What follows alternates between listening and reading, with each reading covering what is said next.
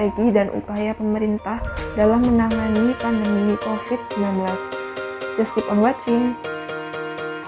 Strategi dan kebijakan pemerintah yang pertama yaitu membentuk Satgas.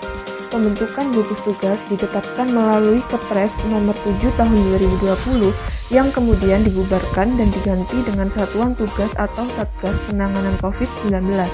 Hal ini tertuang di dalam Perpres nomor 82 tahun 2020 tentang Komite Penanganan Coronavirus 2019 atau COVID-19 dan Pemulihan Ekonomi Nasional.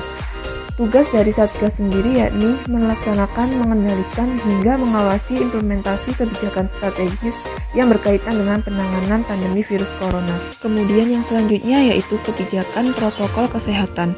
Di awal masa pandemi, pemerintah menghimbau masyarakat untuk mengurangi aktivitas di luar rumah. Meski demikian, warga diminta untuk tetap produktif dari dalam rumah. Kemudian seiring berjalannya waktu, pemerintah juga mulai menggalakkan penerapan protokol kesehatan pencegahan virus. Memasuki Agustus 2020, protokol kesehatan tidak hanya sebatas himbauan, akan tetapi pemerintah meningkatkan disiplin protokol kesehatan melalui Instruksi Presiden atau Inpres nomor 6 tahun 2020 tentang peningkatan disiplin dan penegakan hukum protokol kesehatan.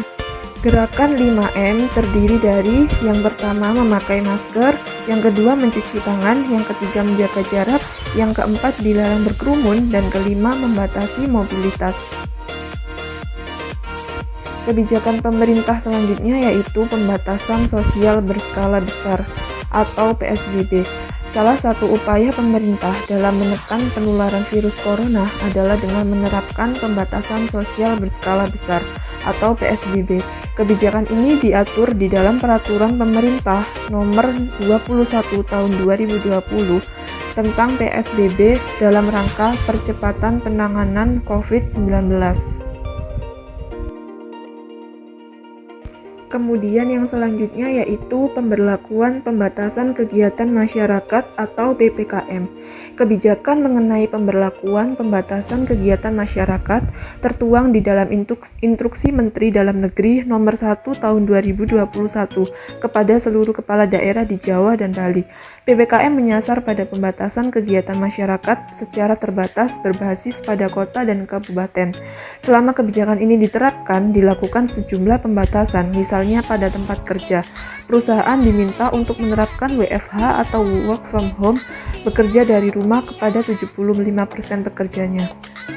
Yang terakhir yaitu program vaksinasi. Upaya lain yang dilakukan oleh pemerintah untuk menekan angka penularan virus corona yakni dengan vaksinasi nasional COVID-19. Program ini mulai diberlakukan sejak 13 Januari 2021. Pada tahap pertama, vaksinasi dilakukan terhadap tenaga kesehatan baik dokter maupun perawat di seluruh Indonesia.